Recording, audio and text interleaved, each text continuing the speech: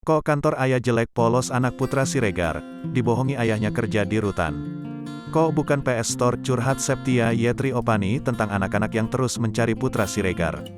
Putra Siregar pun terpaksa berbohong menyebut rutan Polres Jakarta Selatan sebagai tempat kerjanya saat ini. Bagaimana reaksi anak-anak Putra Siregar?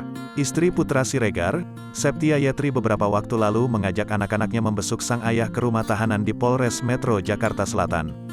Perempuan yang akrab disapa Septia Siregar itu masih menjelaskan kepada anak-anak mereka bahwa ayahnya sedang bekerja di rumah tahanan di Polres Metro Jakarta Selatan. Rumah tahanan yang mereka datangi pun disebut Septia sebagai kantor Putra Siregar yang baru. Masih jenguk kemarin Minggu ajak anak-anak beber Septia Yetri di Pengadilan Negeri Jakarta Selatan, Kamis, tanggal 30 Juni tahun 2022. Kerja, itu, penjara, kantornya ayah. Jadi dia tahunya itu tempat kerja ayahnya, ucap Septia.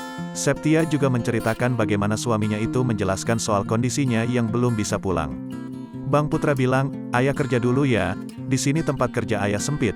Nanti kalau ayah udah pulang ayah ajak ke PS Store ya, gitu, jelasnya. Diakui Septi, anak-anaknya mulai bingung mengapa tempat kerja ayahnya tak seperti biasanya di toko handphone store. Karena anak udah tahu, kok bukan PS Store ya, dia bilang gitu. Bingung dia kok tempat kantor ayah jelek, ungkap Septia.